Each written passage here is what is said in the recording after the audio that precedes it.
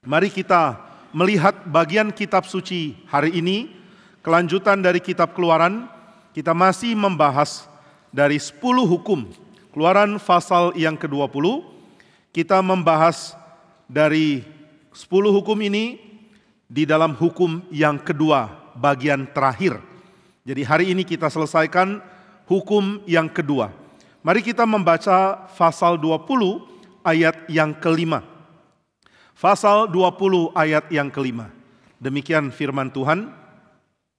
Saya akan membacakan dari ayat 4, tapi kita akan berfokus pada bagian terakhir dari ayat 5. Jangan membuat bagimu patung yang menyerupai apapun yang ada di langit di atas, atau yang ada di bumi di bawah, atau yang ada di dalam air di bawah bumi. Jangan sujud menyembah kepadanya atau beribadah kepadanya. Sebab aku Tuhan Allahmu adalah Allah yang cemburu, yang membalaskan kesalahan bapa kepada anak-anaknya, kepada keturunan yang ketiga dan keempat dari orang-orang yang membenci aku. Saya membacakan ayat yang ke-6, maafkan kita berfokus ke ayat yang ke-6 ya. Tetapi aku menunjukkan kasih setia kepada beribu-ribu orang, yaitu mereka yang mengasihi aku dan yang berpegang pada perintah-perintahku.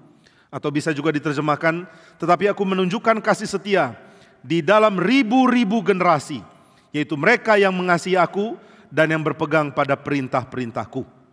Saudara sekalian, hukum yang kedua adalah hukum yang sangat penting di dalam gerakan reformasi dari tradisi John Calvin dan juga para reformator generasi kedua. Luther, kemudian tokoh seperti Zwingli adalah para generasi pertama dari para reformator. Di dalam generasi kedua seperti John Calvin adalah orang-orang yang mulai concern. Kita bukan hanya perlu Injil yang dimurnikan, bukan hanya perlu mengerti kebenaran yang diambil dari kitab suci. Kita juga perlu menata ulang ibadah. Seperti apakah seharusnya manusia beribadah? Ini pertanyaan tidak mungkin dijawab dengan serius, kecuali kita juga mengerti apa peran ibadah di dalam kehidupan manusia. Apakah manusia perlu beribadah? Jika manusia perlu beribadah, untuk apa ibadah itu? Dalam hal apa ibadah mengisi kebutuhan dari seorang manusia? Saudara, di dalam firman Tuhan dikatakan manusia diciptakan menurut gambar Allah. Ini merupakan satu identitas yang Tuhan berikan. Tetapi identitas ini dihilangkan oleh dosa. Dosa menghilangkan identitas kita sebagai gambar Allah, meskipun kita tidak pernah berhenti menjadi gambar Allah. Karena inilah manusia diciptakan. Manusia adalah gambar Allah. Nah, dua hal ini membuat Calvin, seorang tokoh reformator dari Swiss, dia adalah generasi yang kedua dari gerakan reformasi, dari tokoh-tokoh gerakan reformasi. Dia mulai berpikir tentang siapakah manusia. Manusia adalah gambar Allah dan karena itu sangat mulia. Tapi dosa membuat manusia hidup dengan kualitas dan kondisi rendah bukan main. Maka Calvin mempertanyakan tentang apa makna image of God atau gambar Allah di dalam kitab suci. Apakah manusia sekarang masih bisa disebut sebagai gambar Allah? Atau sudah tidak lagi punya esensi sebagai gambar Allah, meskipun julukan atau title sebagai gambar Allah masih diberikan? Ini pertanyaan tidak habis-habis dipikir dan tidak habis-habis mewarnai pemikiran Calvin tentang manusia. Di satu sisi dia menikmati keindahan dari janji Tuhan bahwa manusia adalah gambar Allah yang boleh menikmati Tuhan, boleh menikmati menjadi wakilnya, boleh menikmati menyuarakan kebenarannya, boleh menikmati menguasai seluruh ciptaan yang lain, dan boleh menikmati menjadi wakil untuk relasi antara Tuhan dan alam ciptaan. Tetapi di sisi lain manusia setelah jatuh dalam dosa begitu kejam, begitu tidak berperasaan, begitu tidak mempedulikan Tuhan, dan begitu rusak di dalam hawa nafsu. Hal-hal ini membuat pemikiran Calvin tentang siapa manusia seperti berada di dalam keadaan yang terus terombang-ambing antara sisi baik yang dinyatakan kitab suci tentang manusia dan sisi buruk yang diakibatkan oleh dosa. Nah, di dalam salah satu pengertian tentang manusia yang diambil Calvin dari khotbahnya di dalam kitab Ayub, dari Sermon on the Book of Job.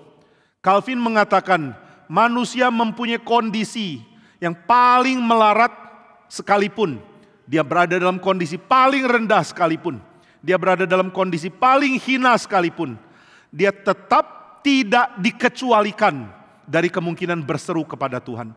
Maka gambar Allah mempunyai sesuatu yang sangat penting untuk kita pahami, yaitu karena kita adalah gambar Allah, kita dapat berseru kepada Tuhan. Ini juga dirangkum di dalam buku 1 dari Institute of Christian Religion, ketika Calvin membahas tentang apa yang indah yang manusia miliki ketika mengenal Tuhan. Kita lihat Tuhan dan kita sadar Tuhan adalah sumber keadilan. Maka kita akan membawa perkara kita kepada Dia kalau kita diperlakukan tidak adil. Kita juga sadar Tuhan adalah pemilik keadilan. Maka kita dengan gentar menghadap Dia dan meminta Dia mengoreksi kita jika kita melakukan tindakan yang tidak adil. Tuhan adalah sumber kebaikan, maka kita datang kepada Dia dengan ucapan syukur, dengan mengatakan semua yang bagus yang saya terima adalah berkat dari Tuhan. Kalau kita seperti kekurangan, berkat kita ada dalam keadaan menderita, kita berada dalam keadaan kekurangan, maka kita tetap datang ke Dia dan mengatakan, Tuhan, mohon cukupkan apa yang aku perlukan. Aku memerlukan Engkau, maka berikanlah apa yang menjadi berkat bagian-Mu untuk aku nikmati. Saudara, ini semua memberikan kesan yang sangat penting. Manusia adalah gambar Allah dan karena itu tidak pernah dikecualikan dari potensi untuk datang ke Tuhan. Siapa manusia tidak bisa datang ke Tuhan? Gak ada. Siapa manusia dilarang Tuhan datang ke Tuhan? Tidak ada. Seluruh alam menurut Calvin adalah undangan untuk manusia untuk datang kepada Dia. Tapi manusia mendapatkan hak begitu besar, mendapatkan anugerah begitu limpah. Tapi mereka tutup dengan mengatakan kami tidak mau datang kepada Tuhan. Mengapa kami harus datang kepada Tuhan? Kami tidak memerlukan Tuhan. Kami bisa memilih hal apa dari Tuhan yang kami sukai dan hal apa dari Tuhan yang mau kami buang. Oh, kalau begitu manusia tidak perlu Tuhan, manusia perlu Tuhan. Kenapa manusia tidak datang kepada Tuhan? Karena manusia dikacaukan oleh dosa, sehingga tidak melihat keindahan datang kepada Dia. Kalau begitu, gambar Allah berarti kita punya potensi untuk datang ke Tuhan. Tapi menjadi gambar Allah, namun tidak datang ke Tuhan, membuat manusia menyandang pengertian atau title gambar Allah. Tapi esensi yang harusnya dinikmati sebagai gambar Allah tidak dimiliki.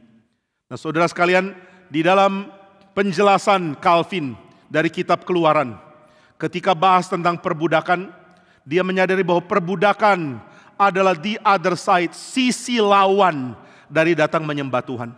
Orang yang tidak menyembah Tuhan adalah orang-orang yang memilih untuk diperbudak. Orang yang mau datang kepada Tuhan adalah orang-orang yang memilih untuk dibebaskan dari perbudakan. Berarti kitab Keluaran sedang berbicara tentang kebebasan di dalam pengertian ibadah. Bukan kebebasan dalam pengertian no more master. Tidak ada lagi tuan. Tidak ada lagi penguasa. Tidak ada lagi yang mengikat. Saya sudah bebas. Saya bebas dari belenggu dari siapapun yang ada di atas saya. Di dalam komentari Mazmur, Calvin mengingatkan ini adalah hal yang merusak. Ketika manusia jatuh dalam dosa, manusia mengatakan, mari kita putuskan belenggu-belenggu yang kita dapat dari Tuhan kita dan dari Sang Raja yang diurapi. Kita tidak mau ikut, kita tidak mau dibelenggu oleh Tuhan. Saudara, gambar Allah harusnya melihat datang ke Tuhan sebagai kenikmatan yang limpah. Di dalam kebaktian pertama saya mengingatkan bahwa orang yang bertuhan adalah orang yang menyadari bahwa sumber sukacitanya ada di Tuhan. Apa beda orang bertuhan dan orang tidak bertuhan? Kalau kita hanya memahami, karena saya bertuhan, saya punya kewajiban untuk Tuhan. Berarti kita hanya memahami aspek kewajiban dari datang kepada Tuhan. Tapi kitab suci memberitakan kepada kita bahwa kalau kita bertuhan, berarti sumber sukacita kita yang sejati itu dari Tuhan. Tuhanlah yang membuat aku dapat memiliki kelimpahan sebagai manusia. Maka aku mau datang ke Dia, aku mau cari Dia, aku mau Tuhanku, dan aku mau mendapatkan kelimpahan hanya dari Dia. Nah saudara, ini pengertian yang limpah. Saya mau Tuhan, karena di luar Tuhan tidak ada kelimpahan menjadi manusia. Tidak ada orang yang sudah diubahkan akan mengatakan, saya tidak mau belenggu dari Tuhan. Saya tidak mau ikatan yang Tuhan berikan untuk saya. Saya mau bebas. Itu bukan kebebasan, itu perbudakan. Karena menjadi budak, berarti saudara tidak mempunyai Tuhan yang kepadanya saudara rela mendedikasikan diri. Ini pengertian sangat indah ya. Bertuhan berarti bebas. Tidak bertuhan berarti terbelenggu. Saya terbelenggu dosa. Karena apa? Karena saya tidak bertuhan. Loh, kok begitu? Orang yang mengatakan saya ateis, justru kan dia bebas. Nggak ada Tuhan. Di dalam kumpulan dari para ateis yang ada di universitas-universitas Inggris, sebagian besar dari Oxford, mereka mengklaim diri sebagai promoter yang mempromosikan ateisme. Mereka satu kali bayar bus tingkat di London untuk taruh iklan. Mereka mau bikin iklan, tidak ada Tuhan, maka jangan khawatir, hiduplah dengan bebas. Tuhan gak ada kok, jangan takut, engkau bisa berdosa dan tidak ada yang menghakimi. Kau bisa melakukan segala hal yang rusak dan tidak ada yang akan atur dan memberikan ganjaran kepadamu. Nah itu tulisan yang diminta ditulis di bus. Tapi kemudian yang urus iklan di bus tingkat di London ternyata pernah digugat. Kenapa pernah digugat? Karena pernah taruh iklan yang ternyata tidak terbukti. Nah saya lupa ya iklan apa yang ditaruh. Mungkin iklan deterjen, 2 kali cuci baju seperti baru. Orang sudah cuci sampai 20 kali, kok nggak baru-baru? Ini bohong iklannya. Nah kalau di sana iklan bohong bisa dituntut. Kalau di sini iklan bohong sudah biasa. Nah maka yang atur untuk iklan panggil para ateis ini. Kamu mau tulis apa di busnya? Oh kami mau tulis, tidak ada Tuhan, maka hiduplah dengan bebas, jangan khawatir. Lalu yang urus iklan tanya, bisakah kamu buktikan kalau Tuhan tidak ada? Waduh, mereka kumpul lagi, mereka bikin rapat, mereka terus bicara. Dan akhirnya gak satu pun bisa mengatakan ada bukti. Jadi Tuhan gak ada itu gak ada bukti. Biasanya orang mengatakan, buktikan Tuhan itu ada. Tapi pemilik iklan di bus London ini mengatakan, buktikan kalau Tuhan gak ada. Dan para ateis hebat ini semua adalah para profesor, kebanyakan dari Oxford. Ternyata gak punya jawaban. Lalu mereka balik mengatakan, aduh kita kurang ngerti alat bukti untuk membuktikan Tuhan gak ada. Loh kalau gitu jangan tulis Tuhan gak ada dong, nanti kalau saya dituntut bagaimana? Ya sudah, terus gimana? Ya sudah kita tulis di depan, there is probably no God. Nah kasih probably. Sehingga kalau ada orang mengatakan, bagi saya Tuhan ada. Sorry kan saya sudah bilang probably. Nah ternyata kata probably ini kata emas. Saudara bisa janji apapun tinggal tambah probably. Probably 2 kali cuci bajunya putih bersih. Probably. Kalau nggak terjadi ya mohon maaf namanya probably. Akhirnya ditulis there is probably no God. Maka feel free, jangan takut. Tidak ada yang akan menghukum engkau. Nah ini pengertian yang salah tentang Tuhan. Tuhan bukan pembelenggu. Tuhan adalah pembebas. Tuhan bukan pengikat. Tuhan justru pembebas ikatan. Kenapa demikian? Karena manusia diciptakan sebagai gambar Allah. Ketika saudara bebas datang ke Tuhan, di situ kebebasan sejati. Ketika saudara bebas bersyukur kepada Dia, di situ kebebasan sejati kita sedang terapkan. Ketika saudara bebas meminta kepada Dia, di situ kebebasan sejati sedang kita eksekusi. Ketika kita dengan bebas minta ampun kepada Tuhan, dengan bebas minta tolong kepada Tuhan. Dengan bebas minta anugerah dari Tuhan. Disinilah gambar Allah sedang mengaplikasikan keindahan menjadi gambar Allah. Tapi kalau orang tidak bertuhan, mereka mau bebas ke siapa ya? Mau bebas meminta kepada siapa kalau bukan Tuhan? Kalau orang mengatakan tidak ada Tuhan, kita tanya balik terus, kamu bergantung ke siapa? Oh enggak perlu bergantung. Saudara, benarkah manusia enggak perlu bergantung? Seorang psikoanalis, pendiri psikoanalis yaitu Sigmund Freud, dia mengatakan manusia itu nggak pernah nggak bergantung. Waktu kecil mau jalan pegangan tangan sama papa. Karena takut kalau nyebrang jalan tidak pegang tangan papa. Waktu sudah besar perlu pegang tangan Tuhan. Karena manusia nggak pernah nggak bergantung. Waktu manusia mengatakan kita tidak perlu bergantung apapun, di situ delusi, tipuan yang kita pikir benar mengacaukan kehidupan masyarakat manusia. Maka masyarakat tidak mungkin lepas dari perasaan ingin bergantung. Dan ketika dia cari tahu perasaan ingin bergantung ini muncul dari mana? Ternyata perasaan ini sudah terbentuk dari waktu kita masih kecil. Dari dalam kandungan kita bergantung pada ibu kita. Waktu kita sudah dilahirkan, kita bergantung pada keluarga di mana kita berada. Ketika kita tumbuh besar, kita tetap bergantung pada masyarakat di mana kita ada di dalamnya. Berarti manusia tidak mungkin tidak bergantung. Loh, kalau manusia tidak bertuhan, lalu bagaimana dia bisa hidup? Dia hidup dengan membuat jaringan masyarakat yang saling bergantung satu sama lain. Perusahaan perlu konsumen. Konsumen perlu produsen. Pemerintah perlu rakyat. Rakyat perlu pemerintah. Kita ada di dalam jaringan saling memerlukan. Tapi saudara sekalian, jaringan saling memerlukan ini sebenarnya adalah konsep modern dari penyembahan berhala. Kalau saudara bilang, masa sih jaringan saling memerlukan di masyarakat ini? Masa sama dengan penyembahan berhala? Penyembahan berhala kan orang datang ke kuil, lihat ada patung Zeus, lalu sujud menyembah kepada Zeus. Saudara, itu namanya sujud bungkuk. Menunjukkan ibadah. Tapi tindakan sujud adalah kesimpulan dari seluruh hidup. Maka kalau orang sujud kepada Zeus, berarti dia sudah menjalankan kehidupan yang tunduk kepada sistemnya Zeus dari hari-hari yang lalu. Dan dia datang beribadah kepada Zeus, mengkonklusikan kebertundukan dia kepada Zeus. Itu namanya ibadah. Ibadah bukan cuma sekadar menyembah patung. Ibadah itu berarti membuat seluruh hidup ditundukkan kepada sistem yang kita sembah ketika kita datang kepada kuil. Kalau begitu orang menyembah patung, ini yang jadi pertanyaan Alkitab. Kalau kamu menyembah patung, kira-kira sistem hidup apa yang kamu bisa bangun dari patung ya? Patung punya mata nggak bisa lihat, punya telinga nggak bisa dengar, punya mulut nggak bisa bicara. Dan kamu sujud menyembah kepadanya. Berarti kamu juga akan bikin sistem di mana mata tidak berfungsi melihat, telinga tidak berfungsi mendengar, dan mulut tidak berfungsi bicara yang benar. Kalau begitu sistem yang kacau, yang disimpulkan oleh berhalamu, itulah yang kamu jalani. Dan kalau manusia menghidupi sistem yang kacau, dia akan jadi korban dari sistem itu. Sudah kita punya sistem masyarakat, sistem apa ya?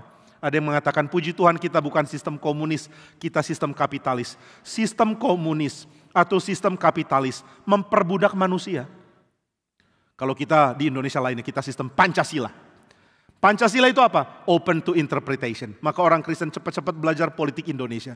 Lalu masukkan konsep teologi reform yang baik untuk menafsirkan Pancasila dengan cara yang menunjukkan anugerah Tuhan bagi bangsa ini. Nah, sistem ekonomi atau sistem yang ada di dalam masyarakat adalah sistem yang dibangun untuk membuat orang jadi budak atau membuat orang memperbudak orang lain. Kenapa di Mesir ada Firaun? Karena sistem yang dibangunnya seperti ini. Mereka punya sistem dewa-dewa. Dan orang boleh mengklaim dirinya adalah yang paling diperkenan oleh dewa. Firaun akan mengatakan, saya adalah orang paling penting karena saya adalah keturunan dewa matahari. Waduh, dewa matahari. Berarti kalau matahari panas, ini Firaun juga lumayan loh. Kalau saudara siang hari panas kena matahari, maka saudara pegang dahi Firaun, harusnya terbakar. Nah, Firaun keturunan dewa matahari. Lalu bolehkah ada satu orang sambil sapu istana, lalu mengatakan, aku juga keturunan dewa matahari. Dia berani bilang gitu, dia akan dihukum mati. Kamu bukan keturunan dewa matahari, kamu cuma budak. Kamu bukan siapa-siapa, you are nobody. Jangan klaim dirimu penting. Oh ya, maaf, aku cuma tukang sapu, aku bukan siapa-siapa. Nah, sistemnya mulai terbentuk.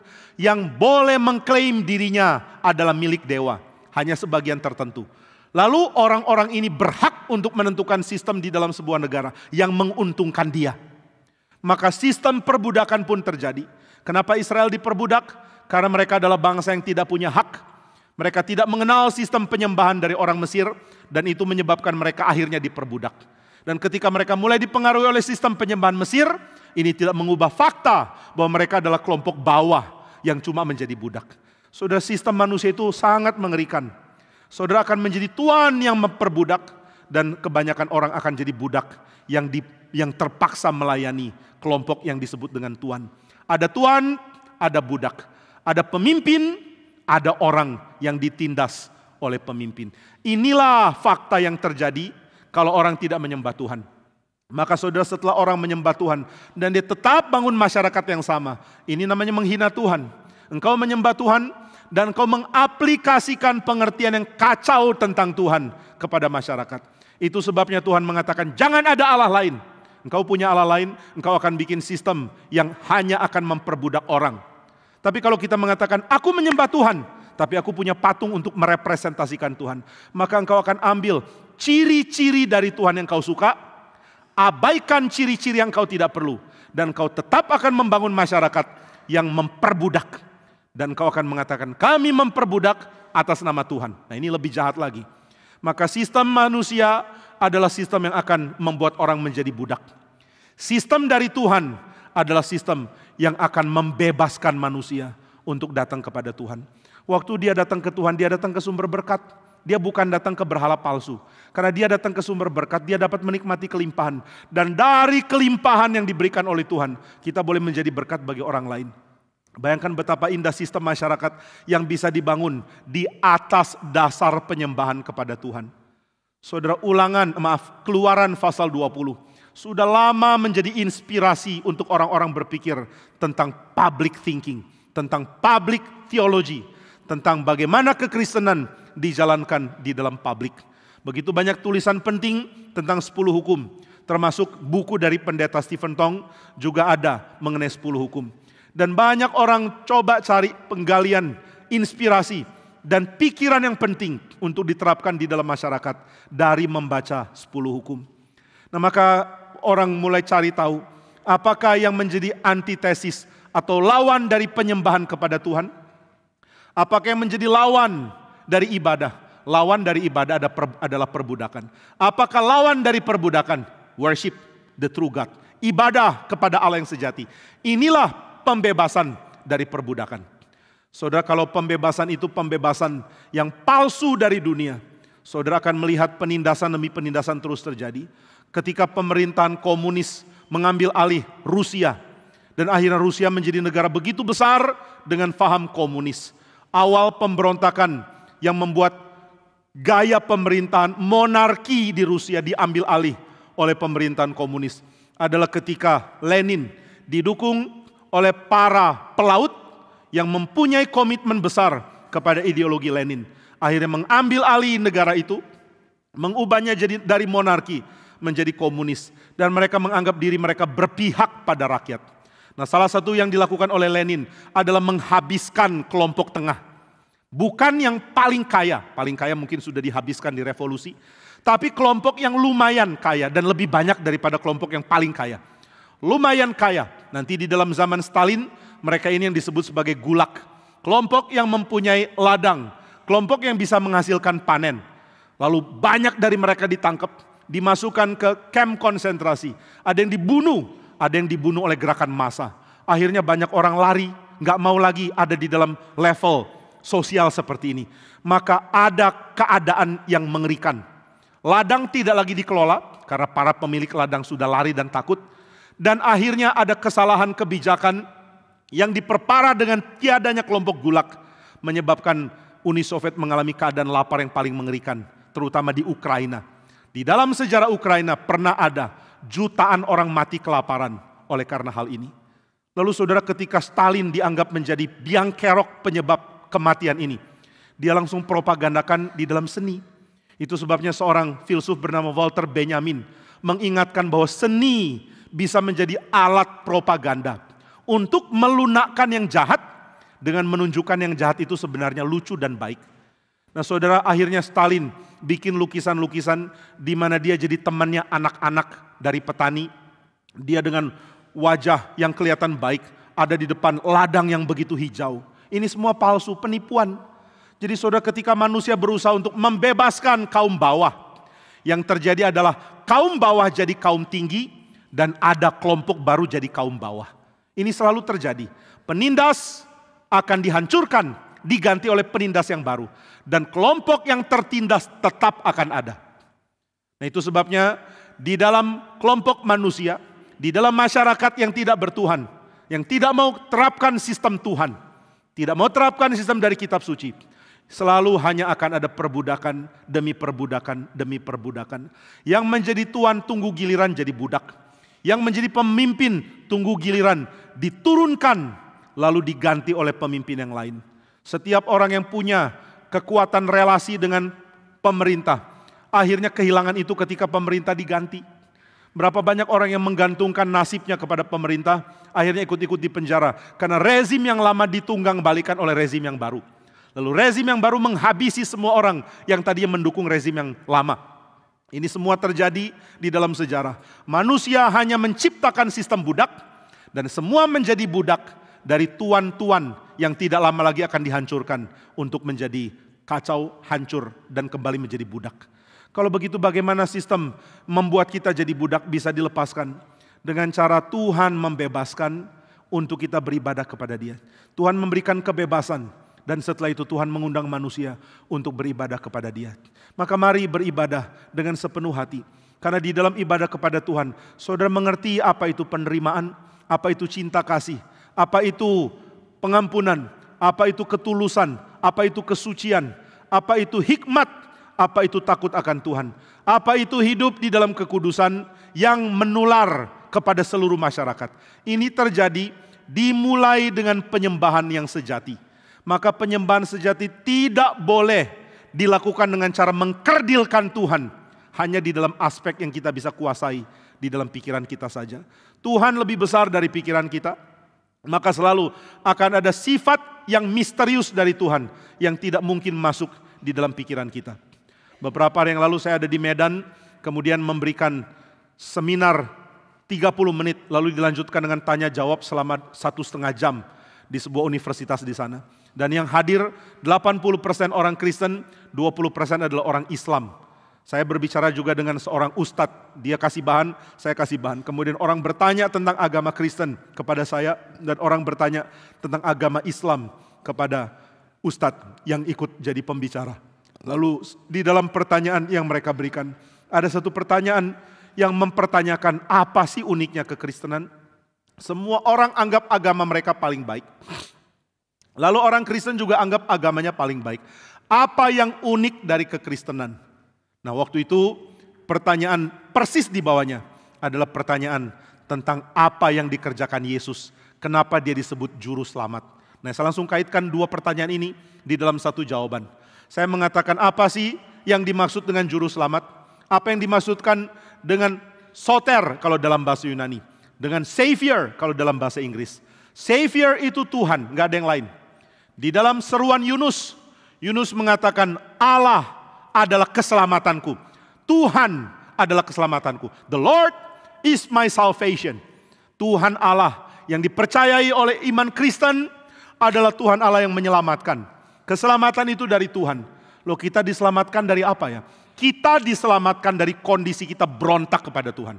Ini pengertian tidak ada dalam agama apapun. Apa itu keselamatan? Keselamatan berarti engkau dimenangkan oleh Tuhan. Dari keadaan apa ya? Dari keadaan memberontak kepada Tuhan. Tadinya aku lawan dia, tapi kemudian Tuhan mengampuni, Tuhan menebus, dan Tuhan menjadikan saya miliknya. Nah saya mengatakan tidak ada agama mempunyai konsep seperti ini. Dan kalau kita mengatakan enggak, agama lain punya konsep seperti ini. Tidak, agama lain punya konsep yang mempunyai sistem seperti timbangan. Mempunyai sistem balance, mempunyai sistem pengadilan. Di mana apa yang dikerjakan akan membuat orang menerima sesuai dengan apa yang dikerjakan. Dengan demikian Tuhan bukan penyelamat. Tuhan hanya pemberi apa yang memang layak untuk diterima oleh manusia. Jika manusia sudah cukup berbuat, maka manusia itu akan mendapatkan keselamatan. Dan tugas Tuhan hanya memberikan penilaian yang sifatnya objektif. Tuhan lihat, oh kamu berprestasi sebegini, saya kasih nilai seperti ini. Oh kamu rusak dalam hal ini, saya akan kasih kamu nilai rusak. Silakan jalani kehidupan menurut nilai yang memang pantas kamu terima. Itu berarti Tuhan bukan penyelamat. Itu berarti Tuhan hanya pemberi nilai yang objektif. Tapi iman Kristen memberikan terobosan, dan ini sudah dimulai dari perjanjian lama. Dari tradisi Yahudi. Apa bedanya Tuhan dengan berhala? Bedanya adalah Tuhanku adalah penyelamat. Kenapa dia bisa jadi penyelamat? Karena dia menganggap manusia itu penting. Manusia begitu penting. Kalau manusia penting, maka Tuhan mencintai manusia dan ingin menyelamatkan manusia. Saudara, sistem ini tidak ada di agama manapun. Kalau agama itu adalah hasil evolusi dari agama-agama kuno di dalam mitos-mitos di Mesir atau di Ugarit atau di Babilonia dan Mesopotamia pada umumnya, maka saudara akan menemukan tidak mungkin bisa ada prinsip dan juga konsep tentang Tuhan yang menyelamatkan seperti di dalam tradisi Yahudi. Tuhan adalah Allah yang menyelamatkan. Dan segala hal yang dia kerjakan adalah untuk menyelamatkan manusia. Manusia diselamatkan dari apa? Nah, ini pengertian yang kedua yang membedakan iman Kristen dengan yang lain. Yang pertama, kami percaya akan Allah yang adalah penyelamat. Allahku adalah keselamatanku. Allahku adalah juru selamat. Yang kedua, kami percaya keselamatan berdampak di dalam ciptaannya. Bukan berdampak ekstra dari ciptaan. Bukan ekstra sekulum. Bukan di luar dari hal yang Tuhan ciptakan. Keselamatan dinyatakan di dalam kehidupan kita di sini. Maka keselamatan dengan nyata Tuhan nyatakan. Orang tadinya dibelenggu dosa, akhirnya bebas dari dosa. Orang tadinya menyembah yang tidak layak disembah, sekarang menyembahnya Tuhan. Orang tadinya punya tingkah laku yang rusak, sekarang memperbaiki tingkah lakunya dengan bersandar kepada Tuhan. Nah, ini adalah hal-hal yang berkait dengan keselamatan. Keselamatan itu real dampaknya. Keselamatan mengubah diri, mengubah society, bahkan mengubah sebuah bangsa. Maka saudara, kalau ditanya apa sih bedanya Kristen dengan agama lain, saudara silakan coba menggumulkan dan memberitakan dua hal ini.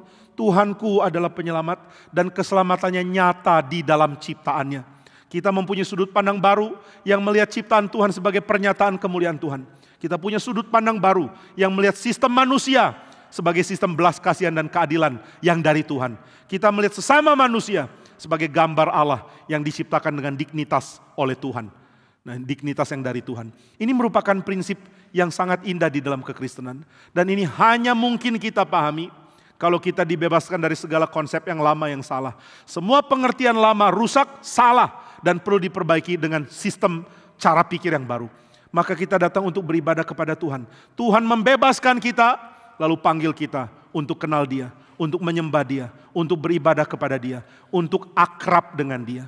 Maka ibadah, worship, ini merupakan gabungan dari tiga hal yang sangat penting. Yang pertama adalah pengenalan akan Tuhan. Ini dinyatakan dengan sempurna di dalam ibadah. Yang kedua adalah pengenalan akan diri. Ini juga dinyatakan di dalam worship. Yang ketiga adalah pengenalan dari apa yang Tuhan mau buat di dalam ciptaannya. The knowledge of God, the knowledge of ourselves, dan the knowledge of His created reality. Pengenalan akan Allah, pengenalan akan siapa kita sebagai manusia, dan pengenalan akan realitas ciptaan Tuhan. Ini dirangkum ketika kita beribadah kepada Tuhan. Itu sebabnya ibadah tidak boleh diremehkan, tidak boleh diabaikan, dan tidak boleh dikesampingkan dari pergumulan kekristenan. Maka reformasi generasi kedua sangat menekankan ini. Mereka mulai mempertanyakan perlunya ada ikon di tengah-tengah ibadah. Mengapa mesti ada ikon? Oh, ini untuk menolong orang untuk mengerti. Yang kurang bisa baca, yang kurang punya pengertian, perlu dididik dengan gambar-gambar. Karena gambar-gambar itu adalah untuk orang yang masih kanak-kanak. Tapi Calvin mengatakan tidak. Tuhan bicara lewat firman-Nya seperti orang berbicara kepada anak-anak. Tuhan tidak pakai hikmat surgawi yang melampaui manusia untuk berbicara lewat kitab suci. Tuhan pakai bahasa di dalam kitab suci yang bisa dipahami oleh kita. Maka Calvin mengatakan Tuhan itu sedang bicara seperti bicara kepada bayi waktu bicara kepada kita. Tuhan sudah merendahkan pernyataannya karena kita ini rendah. Maka dia membatasi dirinya, dia menurunkan dirinya untuk bisa dimengerti oleh manusia. Kalau dia sudah lakukan itu, manusia nggak perlu lakukan lagi. Tidak perlu bikin patung-patung lagi untuk mendidik. Karena Tuhan sudah menurunkan pengertian tentang dia. Sehingga anak yang sederhana pun bisa memahaminya. Maka Calvin membedakan ada image yang hidup, ada image yang mati. Image yang mati adalah image yang dari manusia. Manusia pikir, kami bisa tahu kok cara menyatakan Tuhan kepada manusia. Yaitu dengan cara kami bikin patung, bikin segala bantuan-bantuan. Supaya orang bisa tahu cerita gereja, cerita Kristen dari dalam gereja lewat patung-patung yang ada. Tapi Calvin mengatakan alam itulah image yang Tuhan buat. Inilah living image. Manusia adalah image dari Tuhan. Inilah living image. Engkau mau lihat hal yang berkait dengan Tuhan, mau tahu mulianya Tuhan, mau tahu sifat-sifat Tuhan, silakan lihat ciptaannya. Ini dinyatakan dengan jelas di Mazmur 142 dan juga di dalam Roma pasal yang pertama. Tuhan menyatakan diri lewat ciptaan. Kenapa perlu lagi tambahkan cara untuk membuat orang kenal Tuhan? Maka perbaikan ibadah mulai dilakukan. Orang mulai menyadari pentingnya memperbaiki ibadah. Bukan lagi tentang hal yang bersifat mistis yang diwakili oleh ikon, tapi hal yang bersifat realistis, di mana kita datang kepada Tuhan, Tuhan menyatakan diri dan kehadirannya, Tuhan memberikan firman-Nya, dan kita menikmati persekutuan, datang kepada Tuhan, dan menikmati Tuhan yang membimbing kita di dalam ibadah. Di dalam ibadah ada kedekatan relasi yang begitu akrab antara umat dan Tuhan. Saudara, ketika orang menikah, ada relasi yang intim yang dimiliki oleh dua orang ini, yang tidak mungkin ada orang lain boleh gabung. Kapan momennya? Orang lain gak boleh gabung. Bagaimana dengan umat Tuhan? Ada momen intim, orang lain gak boleh gabung, yaitu waktu ibadah. Saudara, kalau ada di dalam ibadah ini ada orang lain yang belum mengenal Tuhan, dia boleh masuk gak? Boleh. Boleh ikut ibadah, silakan. Saudara, silakan ya, ajak orang belum Kristen untuk datang beribadah. Di dalam 1 Korintus pasal yang ke-11, pasal yang ke-14, Paulus mengingatkan pentingnya untuk orang melihat ibadah Kristen, mendengarkan ada nubuat atau firman diberitakan, lalu dia mulai menyelidiki diri dan akhirnya mengatakan, sungguh Tuhan ada di tengah-tengah kamu. Jadi silakan ajak orang yang bukan Kristen. Tapi orang yang bukan Kristen tidak mengerti keindahan meskipun dia hadir secara fisik.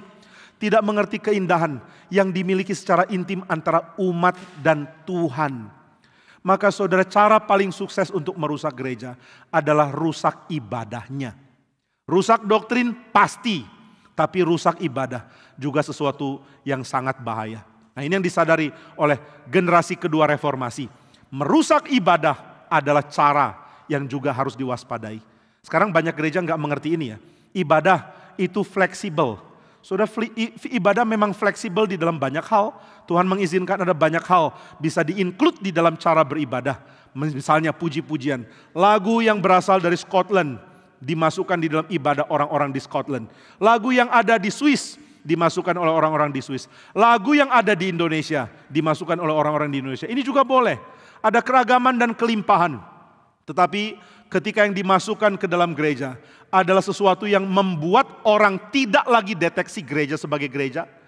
Ini sesuatu yang merusak. Kenapa bikin gereja jadi less church? Jadi kurang secara kegerejaannya. Supaya orang-orang luar bisa datang. Salah. Orang luar datang lalu nggak lihat bedanya. Untuk apa diundang? Saudara, kalau bikin sesuatu yang sama dengan yang lain, lalu saudara undang, nggak ada gunanya. Bayangkan ya, kalau saudara mau bikin satu mobil terobosan, mobil yang nggak sama dengan mobil lain. Di mobil ini ada pintu, saudara bisa buka pintu, lalu di dalamnya ada jok, orang bisa duduk. Lalu ada setir, saudara bisa duduk sambil setir. Kemudian kalau mau belok kiri, ada tuas untuk lampu sein. Ini sama dengan mobil lain. Lalu saudara undang orang untuk menikmati temuan saudara. Itu mobil baru, mobil yang namanya Reform Injili. Mobil Reform Injili. Lalu saudara undang orang, ayo silakan lihat mobilku. Ini mobil unik, namanya Reform Injili. Lalu orang tanya, apa keunikannya? Oh, mobil ini ada spion. Saudara bilang, mobil lain juga ada spion. Ya good, mobil saya dan mobil lain sama. Apalagi keunikannya? Keunikannya mobil saya ada mesin. Semua mobil ada mesin. Oh good, berarti mobil saya sama dengan mobil lain. Saudara nggak usah bikin yang baru, yang lama udah cukup. Kalau gereja mau bikin suasana ibadah mirip kafe, ngapain bikin gereja? Lebih baik bikin kafe. Kalau gereja mau dibikin sama dengan luar, ngapain bikin gereja? Tapi kalau gereja mau sama dengan yang lain, maka nggak ada gunanya saudara ajak orang datang ke gereja. Waktu orang diajak datang ke gereja, nggak ada gunanya. Kan gereja sama dengan tempat lain. Kalau begitu mereka tidak menemukan hal yang beda di dalam gereja, karena mereka bisa temukan itu di luar. Nah saudara, ibadah nggak boleh seharusnya seperti itu. Di dalam sebuah ibadah ada hal yang khusus, di mana umat Tuhan menyatakan identitas, menyatakan gaya, menyatakan sifat sujud yang hanya mungkin ada di dalam ibadah. Dan ketika orang datang, mereka menikmati suasana yang beda ini. Ini tempat lain dengan tempat yang lain. Aku tidak menemukan di tempat lain. Ada hal yang hormat tapi sederhana. Ada hal yang begitu mulia namun diwujudkan begitu rendah. Ada hal yang begitu agung namun dinyatakan kepada setiap orang. Itu saya temukan di dalam gereja. Ini yang akan membuat orang Kristen bertambah. Sekarang banyak orang mulai menyadari kekristenan secara jumlah sepertinya ada sedikit bertambah. Tapi kekristenan secara kualitas dan konten dan juga sifat mengerti kekristenan itu sangat-sangat kurang. Maka banyak orang jadi Kristen, tidak banyak sungguh-sungguh mengerti apa itu jadi Kristen. Banyak orang jadi Kristen tetap menghidupi kehidupan di dalam perbudakan. Nah maka mari pahami pentingnya ibadah. Mari sadari kalau saya gagal di dalam ibadah kepada Tuhan, kalau saya sembarangan di dalam mengenal Tuhan dan di dalam sujud kepada Dia, maka saya akan merusakkan banyak hal. Sebab hal yang intim yang Tuhan cari setelah Tuhan membebaskan kita dan menarik kita kepada Dia adalah supaya kita beribadah kepada Dia. Tuhan mencintai persembahan ibadah kita kepada Dia. Dan karena Tuhan mencintainya, maka Dia akan sangat tersakiti kalau hal ini dilanggar. Dan kita sudah bahas Tuhan yang sakit hatinya akan memurkai sampai generasi yang berikut. Tapi saudara, ada hal yang indah. Jika orang-orang di dalam komunitas yang sudah rusak, ada kelompok yang mengatakan, mari kita kembali ke dalam ibadah yang sejati. Mari kita singkirkan penyembahan berhala. Mari kita buang semua konsep yang salah tentang Tuhan. Mari perbaiki ibadah. Mari perbaiki hatimu. Jangan sobek pakaian, sobek hatimu. Mari perbaiki sikapmu di hadapan Tuhan. Mari perbaiki komitmenmu di hadapan Tuhan. Mari beribadah kepada Dia seperti orang yang dibebaskan untuk datang dan mengalami kelimpahan dari Tuhan. Mari.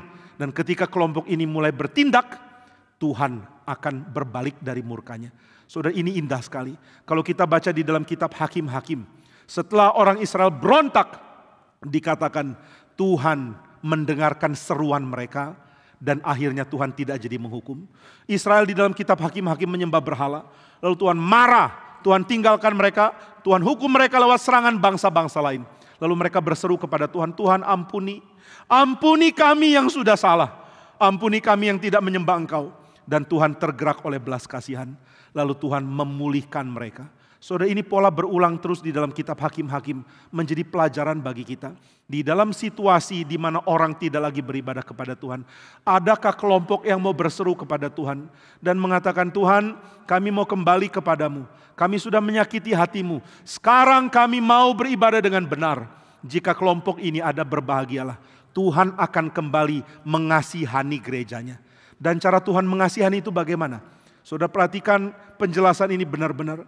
Tuhan akan fokuskan matanya kepada orang-orang yang setia kepada Dia. Dan Tuhan akan berkati kelompok sekeliling orang-orang ini. Saya percaya ya, Tuhan memberkati GRII bukan karena jemaat GRI pada umumnya. Tuhan memberkati GRII karena ada sekelompok kecil orang yang mau berkomitmen. Kami mau kembali kepada Tuhan. Kami mau beribadah kepada Tuhan.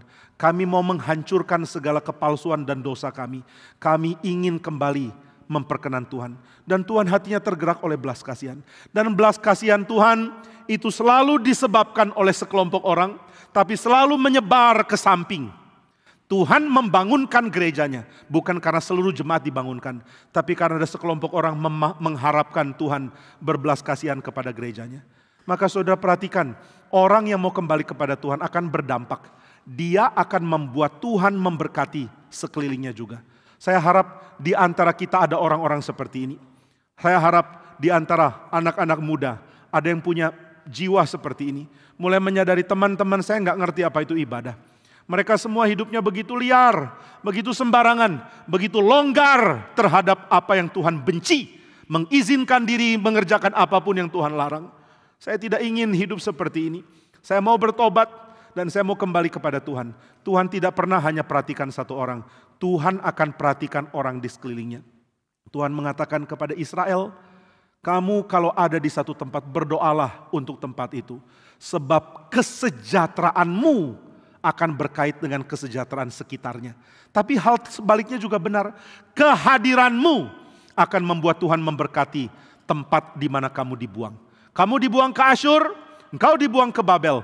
Jika kamu yang dibuang adalah orang-orang saleh, maka Tuhan akan memberkati tempat engkau dibuang.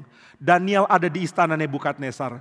Itu membuat bukan Daniel jadi kafir seperti Nebukadnezar. Dia membuat Nebukadnezar seperti umat Tuhan hidupnya. Ini hal yang menakjubkan sekali. Saya kadang-kadang berharap ada anak-anak muda seperti ini yang bukan saja membuat dirinya mau taat kepada Tuhan. Dia menyeret sekelilingnya dengan pengertian yang baik untuk mulai hidup seperti orang Kristen. Saya tidak mengatakan ini hanya bisa dicapai dengan penginjilan. Kadang-kadang penginjilan itu jadi seperti jalan pintas untuk bersaksi. Saya tidak mengatakan penginjilan tidak penting, tapi seringkali penginjilan dipakai sebagai jalan pintas. Saya memang hidupnya nggak beres, tapi aku menginjili kok. Aku memberitakan firman. Aku membuat orang mengenal Tuhan Yesus lewat telinga. Tapi saudara, banyak orang membatalkan berita yang diucapkan lewat mulut, lewat tindakan. Dan itu menakutkan sekali. Mari jaga diri. Mari hati-hati, karena Injil bukan jalan pintas supaya saya bisa hidup sembarangan. Yang penting saya memberitakan firman. Atau jangan-jangan kita berpikir, aku boleh hidup sembarangan, yang penting aku sudah melakukan pelayanan. Seolah-olah satu aspek yang beres akan membuat aspek yang lain otomatis beres. Itu enggak benar. Maka mari kita benar-benar datang ke Tuhan, lalu mulai berharap dari kehidupanku yang ditata ulang oleh Tuhan, orang mulai tertarik untuk menjadi Kristen. Hal apakah yang membuat orang mau jadi Kristen? Yang membuat orang menjadi Kristen itu ada dua. Proklamasi firman dan kehidupan. Proklamasi firman dan kehidupan. Ini gak bisa dipisah. Kadang-kadang orang bisa dimenangkan lewat proklamasi firman. Tapi seringkali mereka dimenangkan lewat hidup. Saudara bisakah menjelaskan Injil dalam satu pertemuan, misalnya 30 menit bicara dengan orang, rasanya kok sulit ya? Saudara pun sudah ikut khotbah, berkali-kali ikut seminar, sudah pernah ikut katekisasi, tetap mengalami kesulitan memahami Injil secara limpah. Apalagi menjelaskan ke orang cuma 30 menit mana bisa, atau 1 jam bahkan, atau bahkan 2 jam dalam percakapan. Orang tidak lantas langsung mengerti Injil dan tergerak menjadi Kristen karena kita bicara kepada mereka. Tapi orang pasti bisa tergerak untuk menjadi Kristen. Kalau melihat betapa indahnya komunitas Kristen itu. Komunitas Kristen adalah komunitas orang-orang yang punya dignitas. Komunitas Kristen adalah komunitas orang yang mau tinggalkan dosa. Komunitas Kristen adalah komunitas yang mau perbaiki diri di hadapan Tuhan. Dan mereka sadar, ini kelompok sama dengan saya kok. Berdosa juga, tapi mereka mau beda. Mereka meninggalkan dosa. Mereka mau bertobat. Mereka mau suci. Maka saya juga mau ada di situ. Di dalam kitab suci Tuhan seringkali menyatakan sifat dirinya yang bisa dimiliki oleh orang lain. Ini namanya atribut Tuhan yang terkomunikasikan. The communicable attributes of our Lord. Ini Tuhan mau berikan kepada kita. Sifat seperti sabar, penuh cinta kasih, penuh dengan kebenaran. Ini merupakan sifat yang Tuhan mau manusia miliki juga. Maka ketika orang Kristen hidup di dalam kesabaran, di dalam cinta kasih, di dalam keagungan dari perlakuan yang penuh hormat satu sama lain, orang tidak mungkin tidak dimenangkan. Kalau mereka melihat bagaimana indahnya orang Kristen hidup, oh tidak mungkin orang tidak mau komunitas itu. Semua orang sudah lelah dengan komunitas di dunia yang sifatnya saling menjatuhkan. Jangan bikin gereja jadi komunitas saling menjatuhkan. Semua orang sudah lelah melihat orang terus ada di dalam hawa nafsu yang dia mau. Kalau dia mau marah, dia marah. Dia mau hubungan seksual, dia hubungan seksual. Dia mau lampiaskan apa, dia lampiaskan.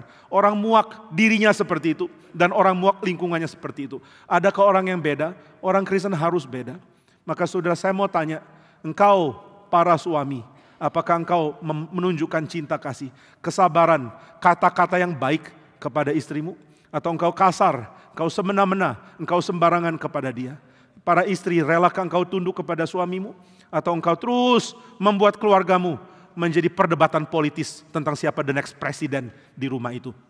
Kalau engkau orang tua, maukah engkau bimbing anak-anakmu dengan contoh dan teladan, dengan perasaan takut akan Tuhan? Atau engkau merasa berkuasa dan berhak atas hidup anak-anakmu? Saudara, ubahlah cara hidup. Kalau engkau tidak ubah cara hidup, mana ada orang mau datang dan mengatakan sungguh Tuhan ada di tengah-tengah engkau. Mari perbaiki hidup, tapi perbaikan hidup itu hanya mungkin kalau hidup saudara punya pusat di mana saudara berkeliling di pusat itu. Ketika saudara mengelilingi ibadah, maka kehidupan saudara tidak jauh dari ibadah yang sejati. Kalau begitu ibadah sangat penting, sangat penting. Di dalam ibadah kita akan mengatakan, Tuhan, aku mau datang kepadamu. Aku mau dekat kepadamu. Aku ingin memperbaiki hidupku dengan mengetahui ada Tuhan di atas sana. Bagaimana Tuhan yang ada di atas itu dinikmati dengan kita datang beribadah kepada Dia. Maka singkirkan konsep yang salah. Jangan biarkan penyembahan berhala menjadi sesuatu yang menjadi ciri di dalam kekristenan. Mari tata ulang worship. Nah, maka orang akan mulai menyadari ternyata hidup itu punya banyak aspek. Dan semua aspek adalah aspek yang harus dikaitkan kepada Tuhan. Bagaimana membawa semua aspek hidup kepada Tuhan dengan memahami bagaimana beribadah kepada Dia. Nah, saudara sekalian, ketika orang beribadah, dia akan melihat bahwa Tuhan adalah Allah yang memberkati dia dengan komunitas yang sangat indah. Komunitas dari orang-orang yang mau mencari Tuhan.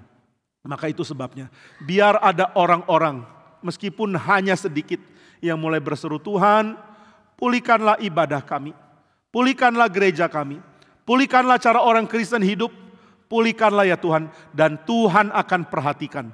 Waktu orang-orang ini berkomitmen, Tuhan, aku mau ikut Engkau, aku mau belajar mencintai Engkau, aku mau meruntuhkan my self-righteousness, aku mau menghancurkan my sin, aku mau menghancurkan segala yang cemar di dalam saya. Maka kelompok ini diperhatikan Tuhan. Dan sekali lagi, Tuhan akan sebarkan perhatiannya ke yang lain. Yang lain ikut dapat berkat. Maka saudara jangan pikir Tuhan menopang kita karena kita. Jangan-jangan Tuhan menopang kita karena seruan dan komitmen orang lain. Apakah engkau termasuk orang yang berkomitmen dan berseru kepada Tuhan? Berkomitmen mengatakan, aku mau hidup diperkenan oleh Tuhan. Dan aku mau menjadi orang yang mengenal Tuhan, yang beribadah kepada Tuhan. Jika iya, Tuhan akan memberkati sekelilingmu melalui seruan dan hidupmu.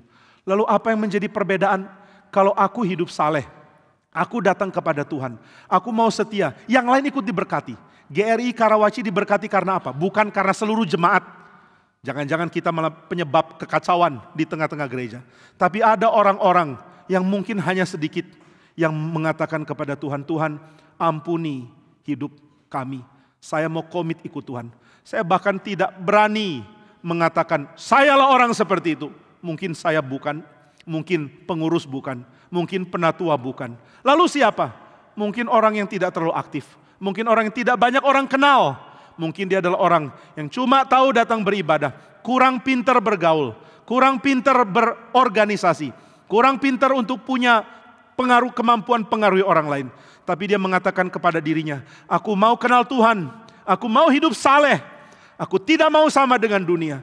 Aku mau singkirkan segala kesukaan yang salah, yang sampah. Dan aku mau datang kepada Tuhan. Dan dia mulai berseru, Tuhan berkati gereja ini. Dan Tuhan dengar. Gereja ini mungkin ditopang oleh orang-orang sedemikian. Wah enak ya. Kita bukan orang seperti itu, tapi ikut ditopang oleh Tuhan. Lalu apa bedanya antara kita dengan orang-orang itu? Perhatikan baik-baik. Tuhan mengatakan untuk orang itu, aku akan berkati generasi demi generasi selanjutnya dari orang ini. Ini sesuatu yang sangat menyenangkan, sesuatu yang sangat menghibur, dan sesuatu yang sangat menyukakan hati. Kejarlah kesalehan, karena keturunanmu yang selanjutnya tak terhitung jumlahnya akan terus diberkati Tuhan. Sampai muncul orang, generasi yang berontak, yang tidak peduli generasi sebelumnya. Di situ berkat Tuhan dirusak oleh orang-orang seperti ini. Maka saudara, kita tidak tahu orang tua kita sesaleh apa. Banyak dari kita punya orang tua yang bahkan tidak kenal Tuhan. Atau kenal Tuhan dan saleh. Tapi ingat, kalau orang tua kita bukan orang saleh, tapi saudara mau kembali ke Tuhan, Tuhan akan dengar. Namun kalau orang tuamu saleh, tapi engkau tidak mau kembali, engkau merusak jalur yang Tuhan sudah siapkan untuk orang yang setia kepada Tuhan. Berarti di sini ada janji yang indah. Jika engkau menyembah berhala, keturunan ketiga dan keempat akan terpengaruh. Tapi jika engkau mau setia, tidak ada batasan keturunan ini akan berhenti diberkati. Terus akan diberkati. Di sini dikatakan ribuan. Ribuan bahkan bisa diterjemahkan bukan cuma manusia, tapi ribuan lapisan keturunan setelahnya. Jadi Tuhan memberkati dengan limpah. Dia akan membuat saya dan saudara mempunyai tanggung jawab dan dampak ke sekitar. Termasuk dampak yang baik. Dan dia menjanjikan siapapun yang kembali dari penyembahan berhala, keturunan selanjutnya akan terus diberkati. Sampai ada orang yang melawan dan tidak hargai, Tuhan akan tarik lagi. Nah ini semua adalah janji yang indah sekali. Mari kembali kepada Tuhan. Saudara punya tanggung jawab untuk generasi selanjutnya. Mari ibadah kepada Dia. Mari takutlah akan Tuhan. Mari selidiki hati kita. Saudara coba cek, apakah yang ada di dalam hati saya? Apakah sepenuh-penuhnya saya mengagumi Tuhan? Apakah sepenuh-penuhnya saya mengharapkan hidupku diperkenan oleh Tuhan?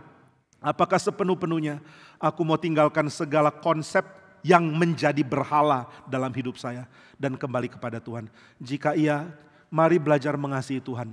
Tuhan akan ingat, Tuhan akan memberkati kita. Tuhan akan memberkati generasi setelah kita.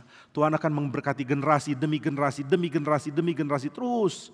Sampai ada kelompok generasi yang lawan, yang jahat, yang hancurkan itu semua. Nah saya percaya gerakan Reform Injili adalah gerakan awal. Jika saudara dan saya punya niat mengerjakan gerakan ini dengan sungguh-sungguh, dengan berpikiran bukan gerejaku tapi kerajaan Allah, bukan saya tapi Kristus, maka Tuhan akan berkati anak-anak cucu, dan keturunan selanjutnya. Ini gereja punya awal sangat limpah. Tidak banyak gereja yang mempunyai titik awal selimpah yang Tuhan kerjakan di dalam gerakan reform Injili. Ini bukan mau sombong, ini justru dengan rendah hati mengatakan, Tuhan, kami yang tidak layak diberkati dengan demikian, dengan sedemikian hebat. Mari kita berkomitmen untuk datang ke Tuhan. Alkitab tidak mengatakan orang yang suci terus dari lahir akan Tuhan berkati, tidak. Di sini dikatakan dari orang yang tadinya menyembah berhala, dosa yang sangat Tuhan benci.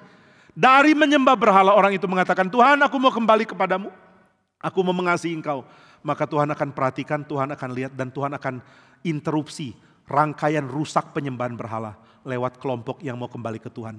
Dan kelompok ini menjadi kepala generasi baru yang setia kepada Tuhan. Maukah kita memberkati bangsa ini? Saya akan beritahukan kepada saudara, bangsa ini tidak mungkin diberkati dalam 2-3 tahun.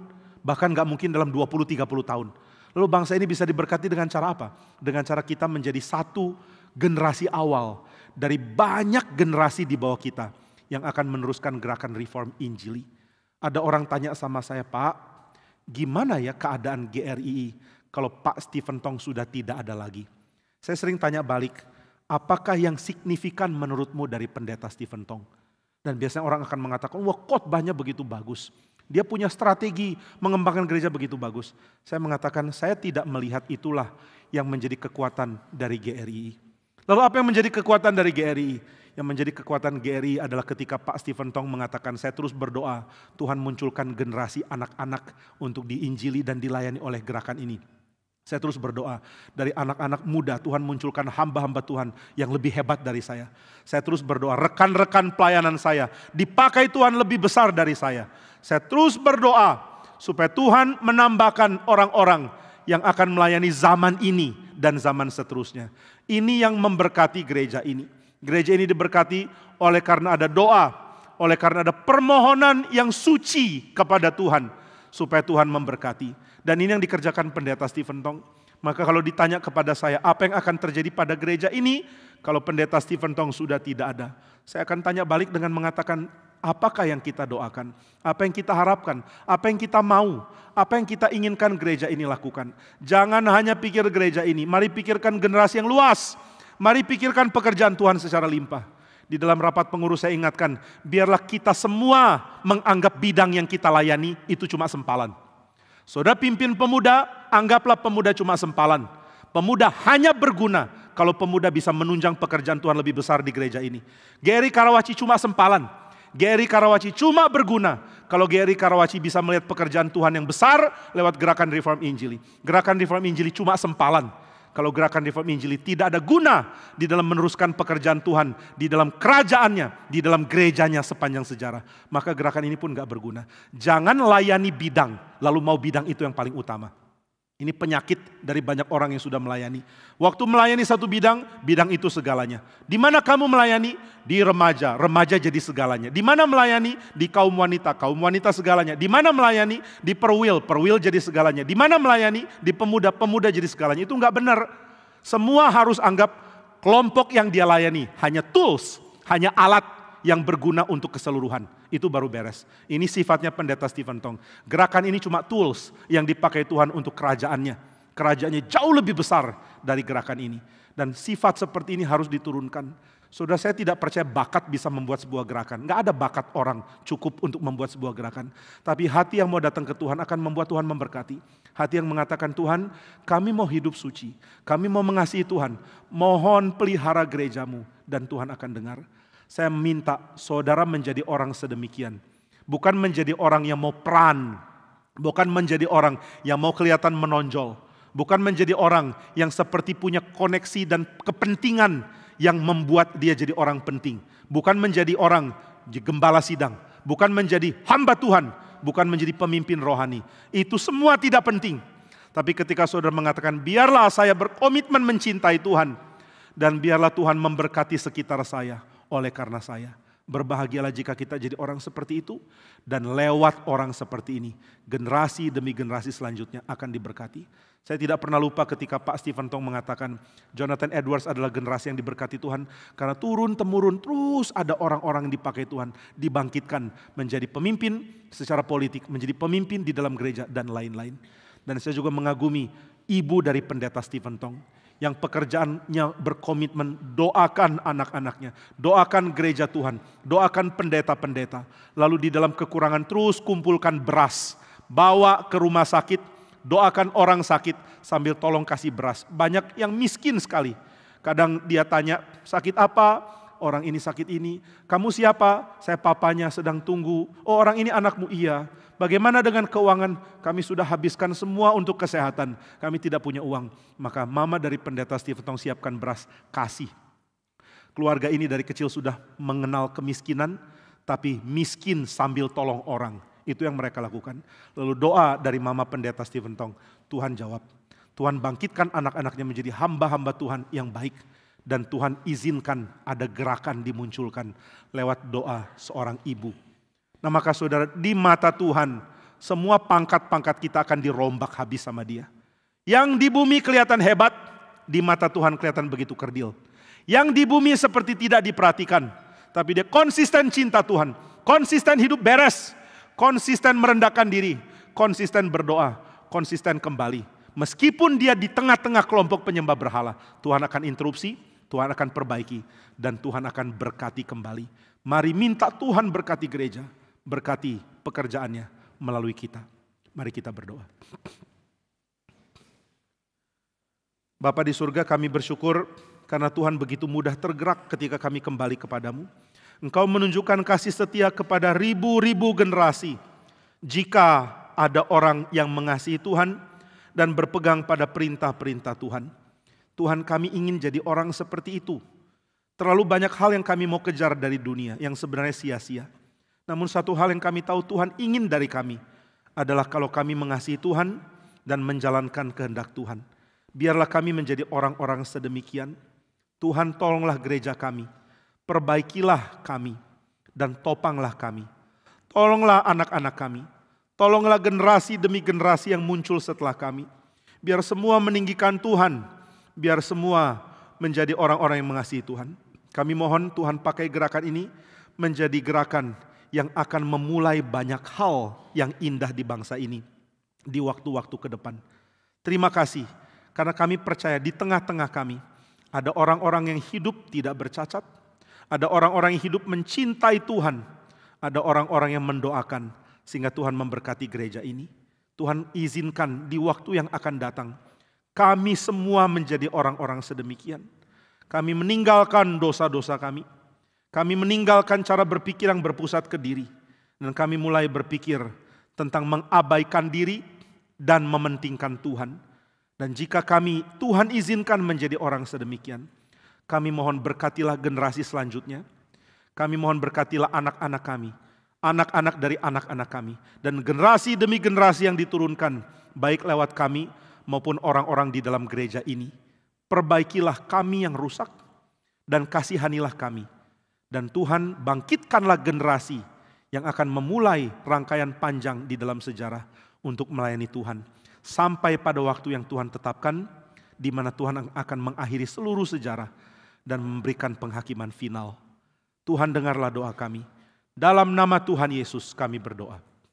Amin.